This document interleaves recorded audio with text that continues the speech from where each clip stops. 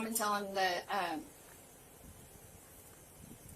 I've been arrested? I'll let you know that you've been arrested. The woman that you're watching getting arrested is a preacher's daughter, raised in faith, surrounded by structure, morality, and a very clear sense of right and wrong. Elena Kathleen Milby Barden built her life on that foundation. A counsellor, a teacher, a mother, a woman trusted to guide vulnerable young people at one of the most critical points in their lives. On the surface, everything about her world looks stable, even admirable. But behind that carefully constructed image, something far darker was unfolding. Because this is a case that isn't just about betrayal, it's about power, manipulation, and a boundary that should never, ever be crossed.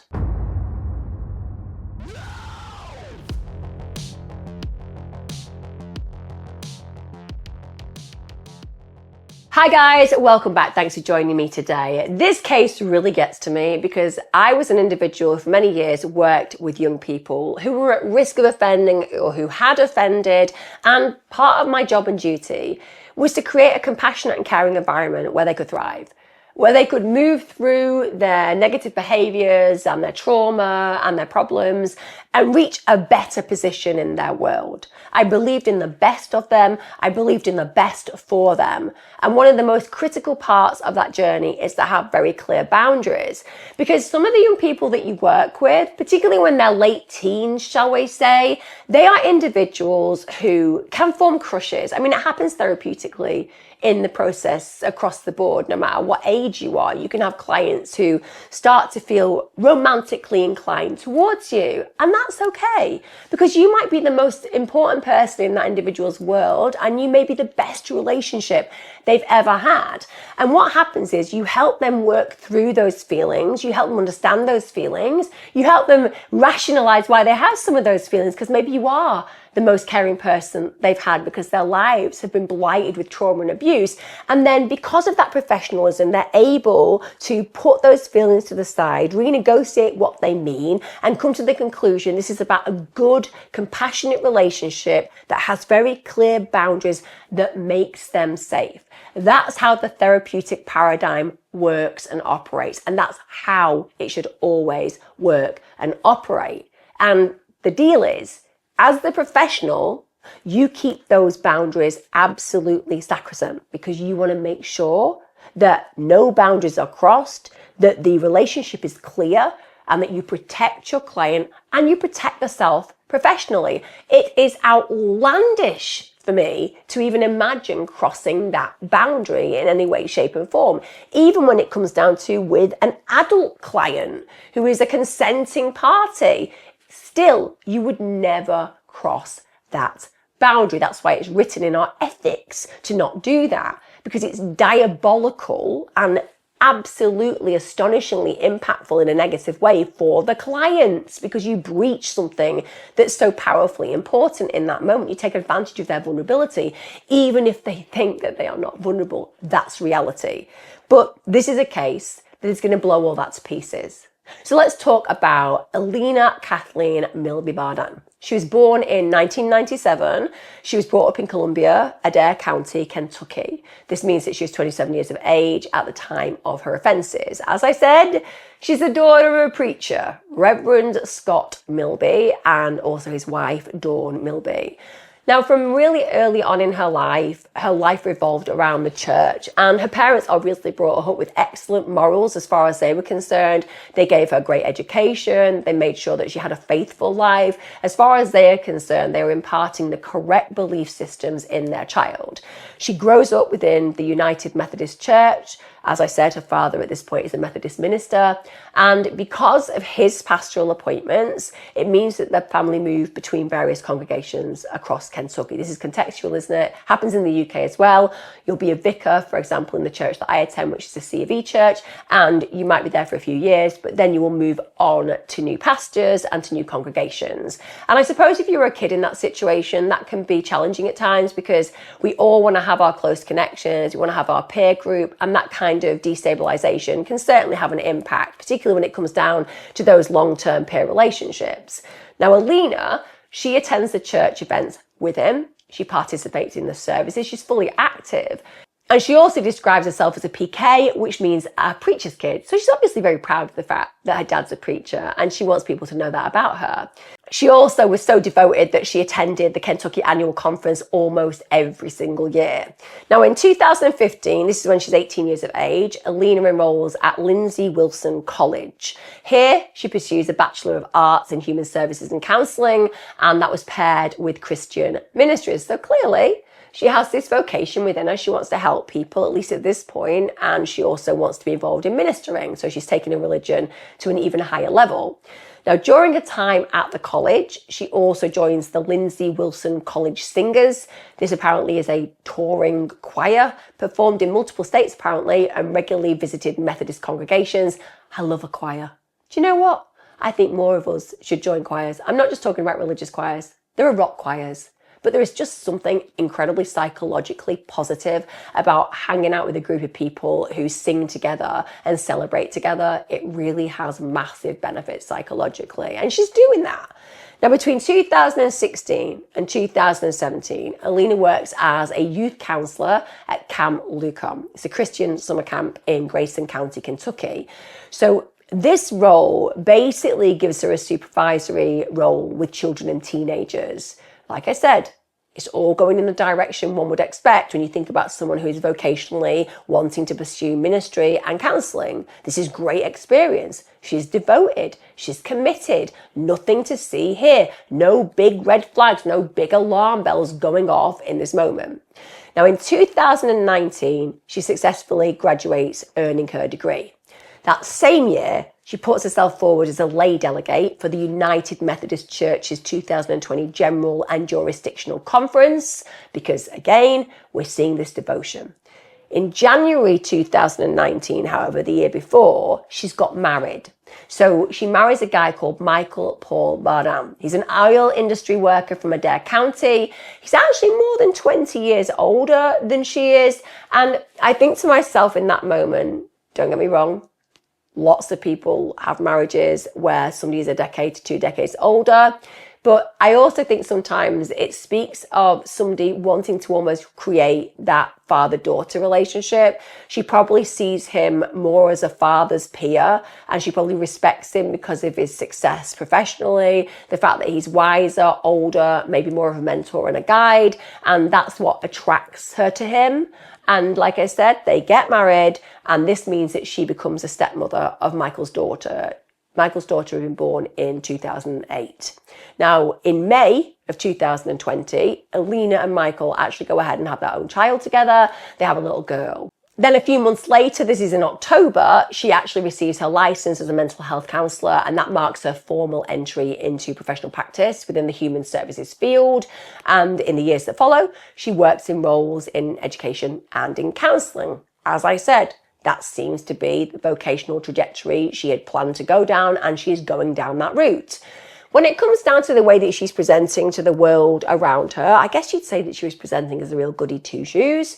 And when you look on her social media, she genuinely is giving off this stable family life and marriage vibe. She's putting out there that she's really happy. She's appearing to be this loving wife. She's posting photos on Facebook, smiling with her husband. She's posting TikTok videos of their date nights. She posts Happy National Boyfriend's Day to my forever boyfriend. It's actually National Boyfriend's Day, guys. Honestly, I am old, clearly. I don't even know about these things. Let's just have a day every day for something. National Boyfriend's Day, National Girlfriend's Day, National Dog's Day. There should be a National Dog's Day. There probably is. But you know what I'm saying. When did National Boyfriend's Day become a thing? But she also says, you're the love of my life and my best friend. I'm so happy you shook my hand at church and I asked if you'd been hunting. What a romantic beginning to their relationship.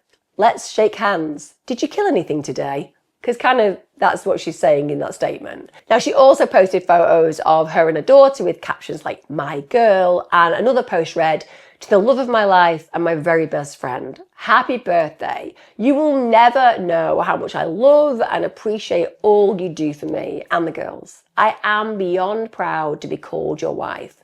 Soak this year up because next year is the big one.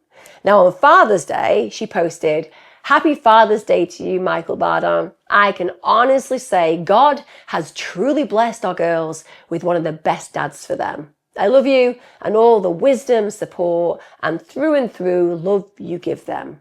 Enjoy your day. Sounds like she really loves him, doesn't it? Sounds like she's really committed to him. Sounds like he's a pretty stand-up guy with respect. I mean, she's saying all the right things about the kind of man he is and the kind of father he is. And if you are in a relationship with somebody and they're an amazing dad, it is a really alluring and appealing quality, because to watch somebody love children in that positive way, it's something that incentivizes connection. Now, by August 2024, Elina has been hired by the Adair County Schools, and at this point she's assigned to teach English at the Adair Juvenile Detention Centre. It's also known as the Adair Youth Development Centre.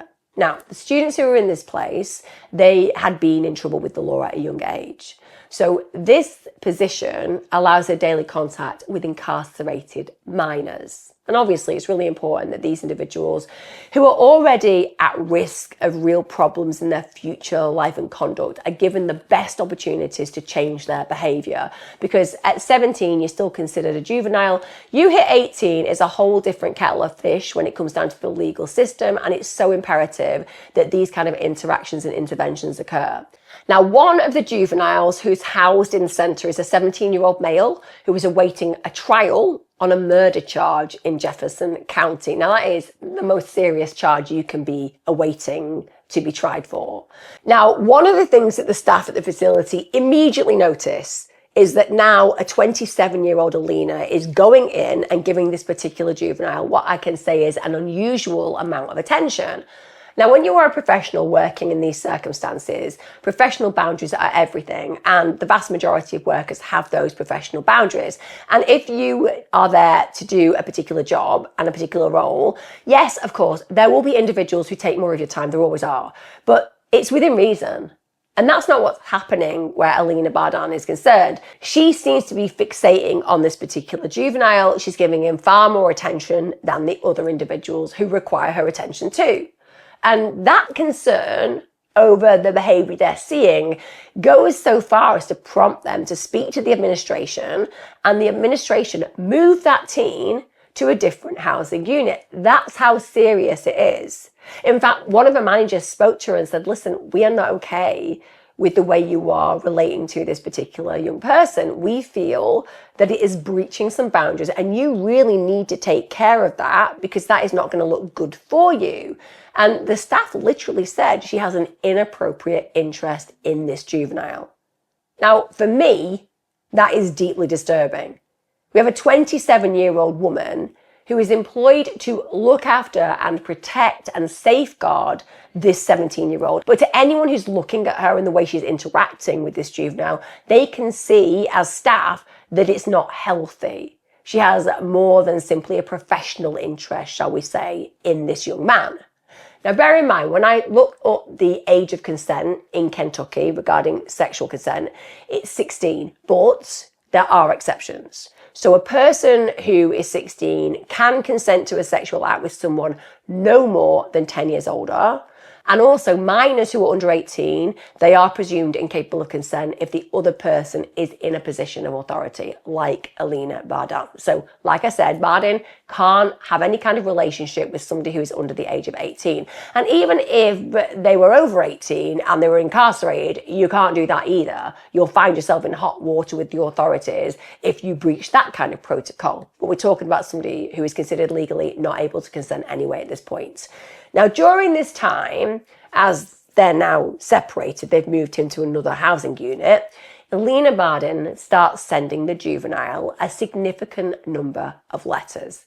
I do not know where this woman's head is. I don't know how she thinks this is going to end in any way, shape or form positively for her, because investigators later recover around 193 pages of those letters. And those letters, they contain literally, from her own words, her own descriptions of sexual contact between her and the boy.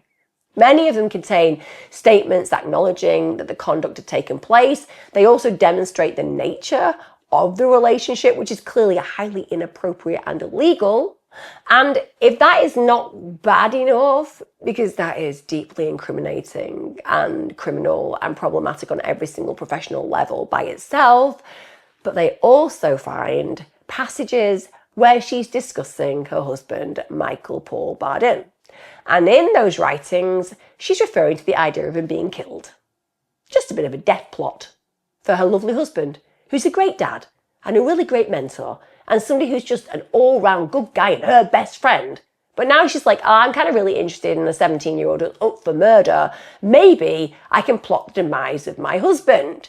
She's actually writing comments to this young person implying that he should kill her husband. Could you kill my husband, please? I don't know whether you've figured it out yet, but you're literally writing to me whilst I'm incarcerated and on trial for murder. So probably not the guy for you.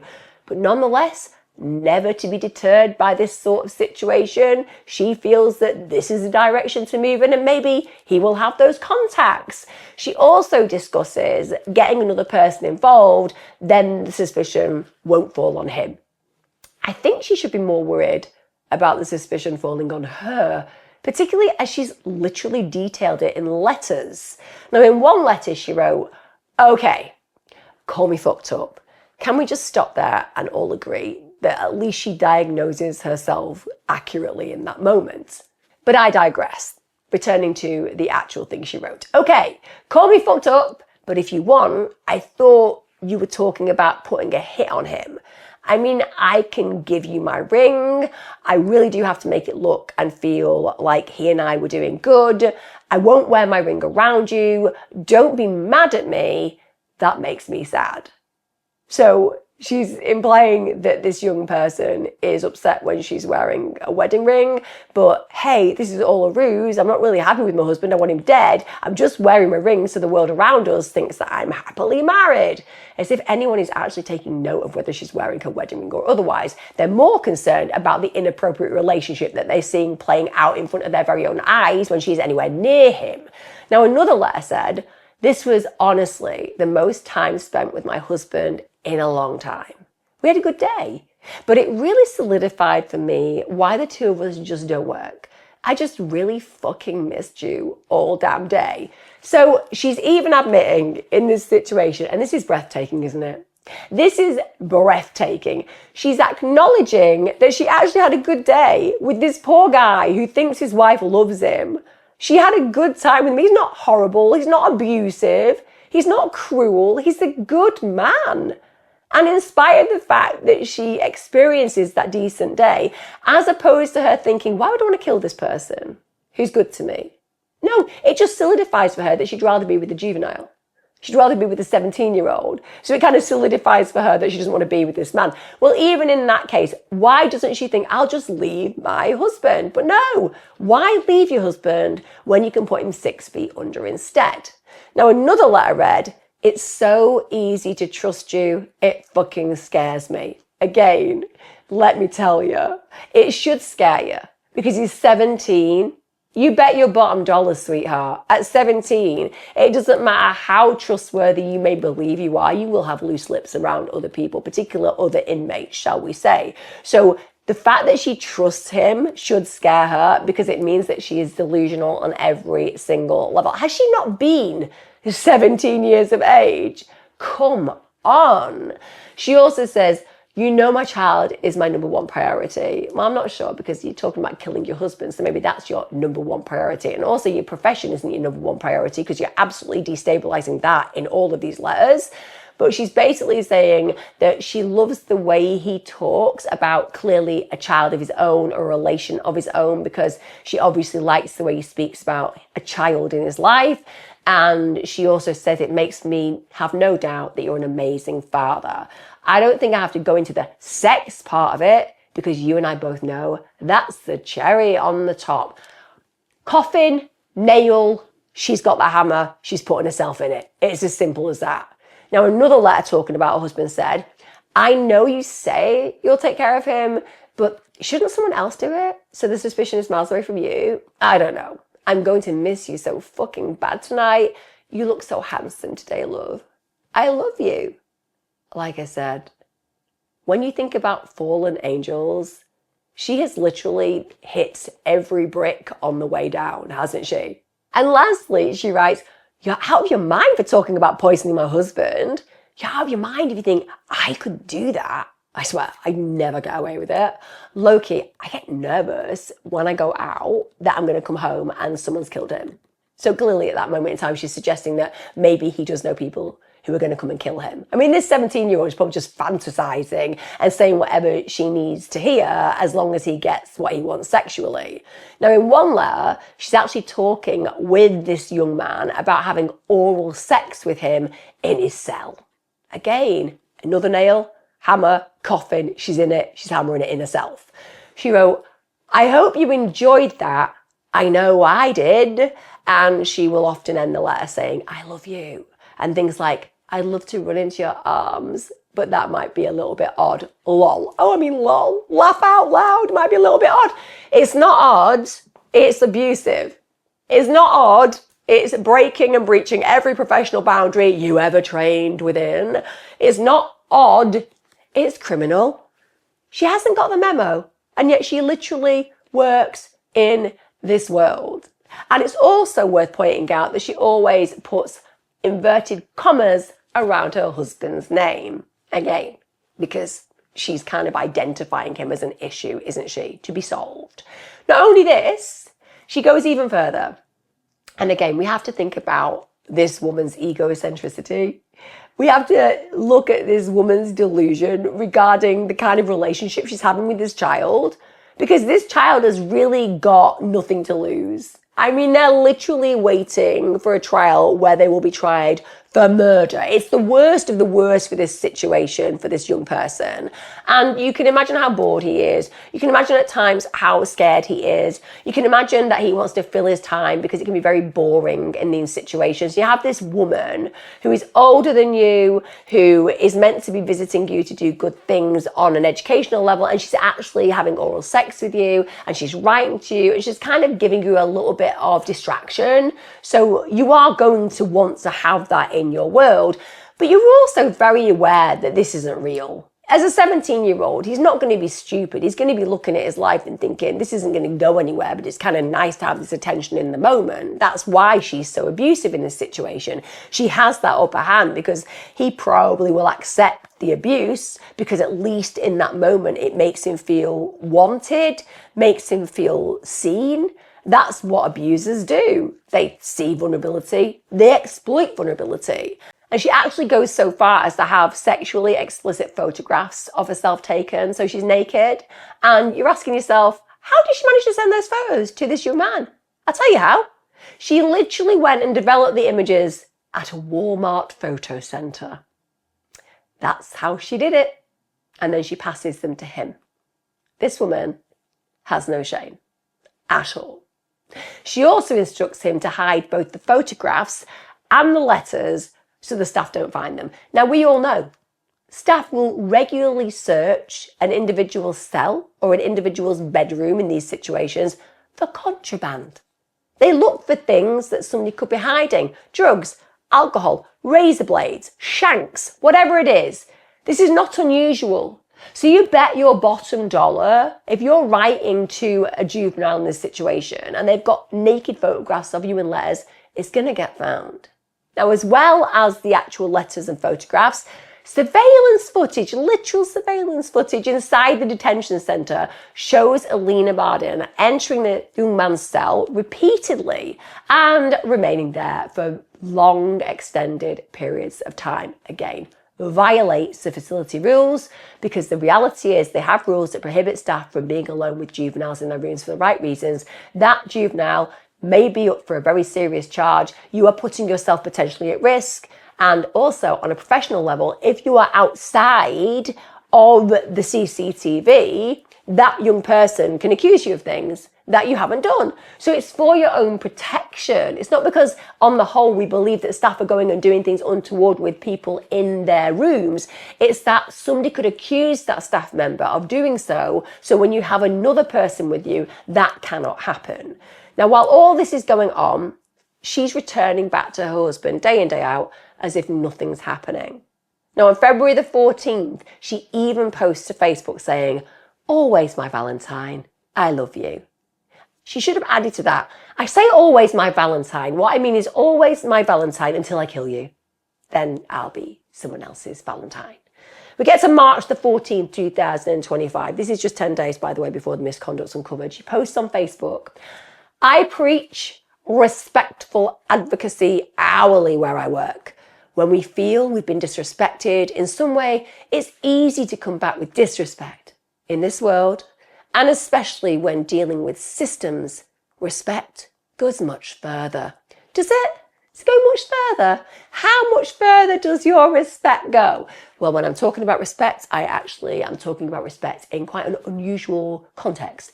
Explain to us, Elena, what that unusual context is. Well, when I respect a young person in particular, I will send them naked shots of myself and give them oral sex.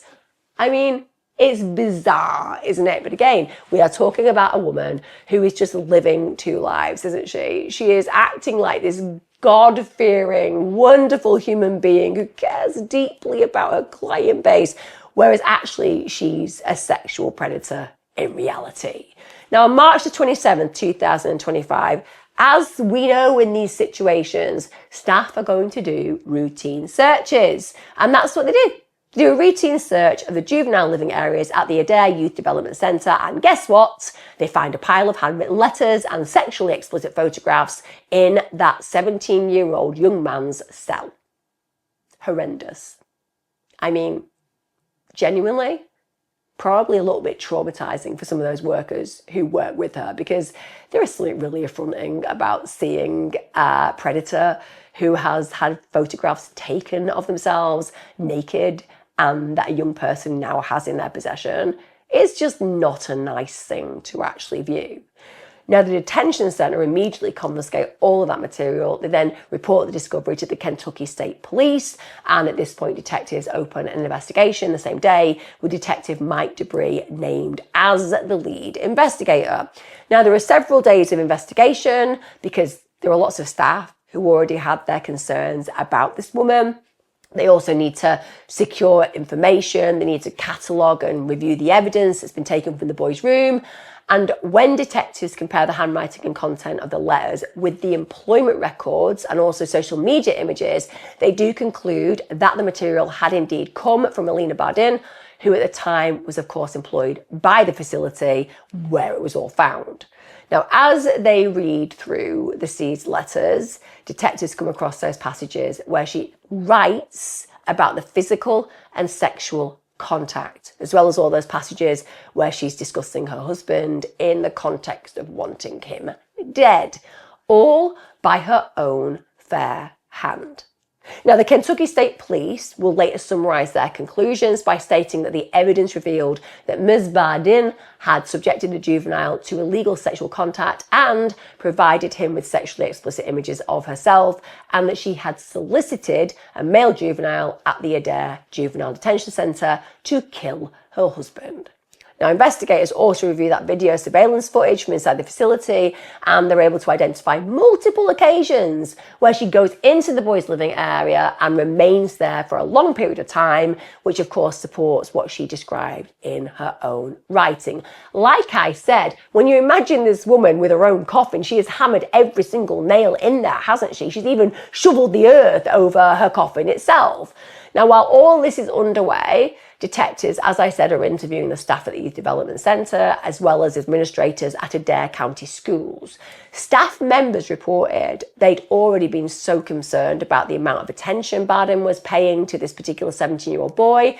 They explained they previously tried to break up the contact by moving the boy to another housing unit, so they had their suspicions from the get-go. Now, detectives assess whether there had actually been any actual attempts at this point on Michael Barden's life. Now, there actually turned out to be no evidence that any attempt had been made. There was no indication that anyone had actually been harmed as a result of the alleged solicitation. Police then confirmed that the 17-year-old boy was not charged in connection with the alleged murder for hire plot, and also that his identity and the details of his existing case were not going to be released. Now, as the investigation went on, the detectives prepared the criminal charges, and by the start of April, they have assembled enough evidence to seek and execute an arrest. That happens on the 2nd of April. This is when Kentucky State Police arrest Elena Barden. And I can tell you, it's quite disconcerting watching her body language during her arrest. She just seems so calm. Now, I suppose some people in the face of trauma just close down and that can come across as calmness. But I genuinely feel like she doesn't seem to react in a way that is typical at all. She just doesn't seem shocked either. Maybe she knew why they were there, what was happening. She was ready for it. But she gets handcuffed, she gets in the police car. She then arrives at the Adair County Jail. At this point, the officer reads out to her that her husband has filed a protective order against her. Of course he has. She was talking about ending his life. Now, at this point, they publicly announced 3 charges against her, which are solicitation murder, first-degree sexual abuse, and distribution of obscene matter to a minor. At this point, she's also ordered to have no contact with the victim. They also state that Detective Mike Debris was continuing the investigation, and they signaled to the public that further work was still going on in the days after her arrest. Now, her bond at this point was set at $500,000 cash only, and she remained in the Adair County Jail. So you can imagine, can't you? Her family, her friends, her church, absolutely being blindsided by this. And also all those mums and dads who know that she's had contact with their kids over the years. That must have provoked some fear in so many people. And what a fall from grace, literally. Now, a few months later, this is when she's still in custody. Her husband, who's 49-year-old Michael Barden, he does file for divorce. Absolutely he does, and for all the right reasons. He simultaneously begins pursuing full custody of their daughter, and rightly so. I mean, it must have been absolutely devastating for Michael Barden. This is a man who thought he had a woman who loved him. This is a man who's had a child with this woman. This is a man who's had accolades and platitudes plastered all over social media with this woman reinforcing the feelings that she's meant to have for him, all online so the world can see. It's going to have been the most major shock to him to realise that, first of all, she's been cheating on him. Secondly, she's been cheating on him with a juvenile who's incarcerated, who's under the age of consent, and that she has been so deceptive and he didn't know about it. That must have been harrowing beyond belief. You actually find yourself living in a world you no longer recognise. But the one thing that he can do is protect the future of his child by getting full custody. Now, by now, the case has moved to court and prosecutors add further charges, bringing the total count of charges to 8. Now, the charges are 3 counts of first-degree sexual abuse, 1 count of distribution of obscene matter to a minor, 1 count of criminal solicitation to murder, and 3 counts of unlawful transaction with a minor in the first degree. So she remains incarcerated for the following months until she was eventually released on bond. So this followed a hearing at which she appeared by video. During that hearing, the court scheduled a trial date, and on Wednesday, the 10th of September 2025, the trial opened before Judge Spalding. And over the first 2 days of that trial, the Commonwealth presented testimony from the 17-year-old boy, her now estranged husband, from staff also at the youth centre, and also from the Kentucky State Police investigators. The prosecution, well, they ain't short of things to introduce in this case. The evidence is massive. They've got the 193 pages of letters by her own fair hand. They've got the explicit photographs that she had developed and handed to this young person. Also, they've got the surveillance footage. The juvenile even testified at that trial that Barden had indeed touched his genitals at the detention centre. He also described how he'd received and concealed the letters and photographs. And he said, look, I didn't intend to kill her husband at all. It was just this relationship allowed me to pass time while I was incarcerated. And that makes perfect sense to me. He was just enjoying the fantasy and the attention. Michael Barden, the poor husband in this case, he testified about their marriage, about their 5-year-old daughter, about filing now for divorce, and also about seeking custody after learning of the horrendous allegations. Her attorneys What they wanted to do is they wanted to basically question and challenge the credibility of the 17-year-old boy. They said, listen, this guy's story was inconsistent over time. They also contended that any statements in the letters about killing a husband were actual jokes or exaggerations rather than genuine solicitation. Kind of irrelevant. She wrote them. It can't be one of those things that you retrospectively just claim was a joke. Because what if somebody took it seriously and they did organise for the husband to be killed? You can't then say, oh, I was only kidding, when somebody's actually been murdered. So the prosecution are not going to have that. They're going to push back. But nonetheless, the defence actually make a motion to have at least some of the charges dismissed. But Judge Spalding denied the motion and 100% allowed the charges to go to jury. On Friday, the 12th of September, 2025, that jury returned its verdict. Now, it acquitted Barden of solicitation to commit the murder. So they felt, even though she had written that, even though she'd clearly talked about it repeatedly, they didn't feel it met the bar to say 100% that she really wanted her husband to be killed. Now, again, I think put that in another jury's hands and they would have done the opposite. But at the end of the day, she is not found guilty of that. She is, however, convicted of 1 count of first-degree sexual abuse, also 1 count of unlawful transaction with a minor, and 1 count of distribution of obscene material to a minor.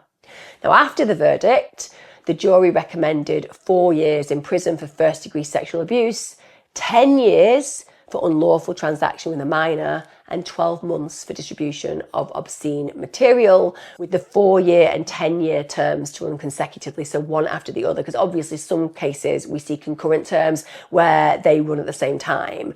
They also said that the 12-month term could be concurrent. So essentially, they recommend a sentence of 14 years. Now, before sentencing, Elena Bardin's attorney files a notice that he will challenge the verdict at sentencing and seek either an acquittal or a new trial. And the reason for this is he emphasises that the juvenile's recollection had been inconsistent and should not have supported the convictions. Well, with respect, the thing that is consistent in this case is her writing to him, her sending explicit photographs to him, and her admitting the sexual contact. So I don't know how the defence think that they're going to be able to get this thrown out. It's literally done in her own handwriting. Now, on the 13th of November 2025, the sentencing hearing takes place. Now, following that jury's recommendation, the judge imposed the combined 14-year prison sentence and also a 20-year sex offender registration requirement. He also signed a protective order that prohibited her from having any contact with that victim for 10 years. And the judge was very clear that she deserved everything that she got. I think the judge probably saw the seriousness of her even suggesting that her husband could be killed by someone as a real aggravating factor. I know she wasn't sentenced for that, but I think the judge will have taken the fact that that was even written down very, very seriously. So I think he'll be very happy to have a harsh sentence, as far as some people may perceive, when it comes down to that 14 years. So when he delivered the sentence, Judge Spalding commented on those letters, referred to them as material containing content that he compared to what you might see in an adult film. He said, the letters you sent, they were juicy. They were the things you'd see in a XXX movie and completely inappropriate, obviously. And I think you know that for a young man that age, and for an educator, it was incumbent upon you to set a better example. So I don't like the word juicy. I'm going to be honest. I find that a little bit of a strange word. I appreciate that judges just come out with these things. They're just saying what they believe and think in that moment. But they weren't juicy. They were downright disgusting. She was sending them to a young man who was incarcerated, who's 17, where it's illegal to do that, where she'll have known it was illegal because of her training. And she has gone ahead and taken those pictures of herself naked, had them processed, handed them over. And with that, the sexually inappropriate material she's written, it's not juicy, it's abusive. Now, when referring to her, he actually said that she had been informed by her own supervisor at the time that she needed to end the relationship with the young man. And obviously, that supervisor is not talking about the fact she was having a sexual relationship. They're talking about the fact that she's having a relationship that goes too deep, that she should know how to have boundaries around. And the judge said, and ma'am, not only did you not heed that advice and stop, it also looks to me like you actually doubled down on the behaviour after that, and that is concerning. He also said, I will say though, the 193 pages of letters, pictures, everything else, it depicts a very intelligent and articulate woman who is clearly articulating her thoughts and desires to this kid. She's basically saying, you're bright enough to know that you shouldn't have been doing this. He also emphasised that the content was inappropriate for a minor and that Elena Bardin, as an articulate and educated adult, clearly understood the implications of her actions. The fact that she's telling him to keep them secret and hide them away clearly understands those implications. The judge also characterised her actions as a serious abuse of trust, owed to incarcerated youth, and the judge also characterised her actions as a serious abuse of trust owed to incarcerated youth. 100% agree with that. This boy was already incarcerated. He needed to have the best of professionals, not the worst. And he also remarked on the damage that this kind of behaviour does to the integrity of correctional education. Her defence again reiterated their objections to the verdict, but after sentencing, she was taken into custody in the state prison system. She continues to be involved in the separate family court case where her estranged husband sought sole custody of their daughter, but she is going to be incarcerated for 14 years. So it's not as if she can have custody. And actually, this man is innocent. He deserves to have full custody of his daughter. I hope he keeps in contact with her side of the family. I mean, obviously, they're good people, they're wholesome people. But she has let down her church community, her family, her friends, this young man in custody, and the idea that she just did this without any thought for the impact that this would have on her child. Imagine having your mum, you're 5 years old, and then she's taken away for 14 years because of her highly inappropriate sexual behaviour with a young man she should have been looking after. That is a bitter pill to swallow. As a 5-year-old, your mum's your world. I mean, your dad's your world as well, but your mum's your world. And she's denied that child 14 years of her life with her. And that means that little girl is a victim too. Maybe one day she'll be able to repair that relationship. Maybe one day her child will forgive her for this circumstance. But like I said, it shows the selfishness and egocentricity of this woman. The fact that she believes she could act so improperly without any care, concern or compassion to her own husband, to her own family, to her community, to her church. It shows that she thinks about her own needs more than anybody else's. The fact that she's willing to put this young man in a position where he probably won't trust any adult because he's probably been let down a great deal to end up in a situation where he's on a murder charge in juvenile. The very fact that this woman was meant to help him and actually did the contrary, she abused his trust, that's probably going to have a further impact on his psychology and on his future. And whether he gets sent down for this killing that he's accused of, or whether indeed he is freed and found innocent, it will have ramifications. Her impact on him will have ramifications. And that means that she deserves every single one of those days in prison. Some of you might disagree with me. Some of you might think that she was living in fantasy land and what she did wasn't too terrible because he was 17. But all I see is a breach of trust of an enormous level. And if we don't bring people into custody for those kind of crimes, it opens the doors for a whole heap of predators to see what she did as acceptable. And that can never be the case. Let me know your thoughts ever in the comments, guys. I appreciate every single one of you writing them. If you haven't subscribed to my channel and you've got this far in this case, please do. I've got hundreds of other videos that you can watch. I always invite a subscription and a like and a hype. It really helps me in my channel, and I really do hope to see you again next time. Look after yourselves. Be safe.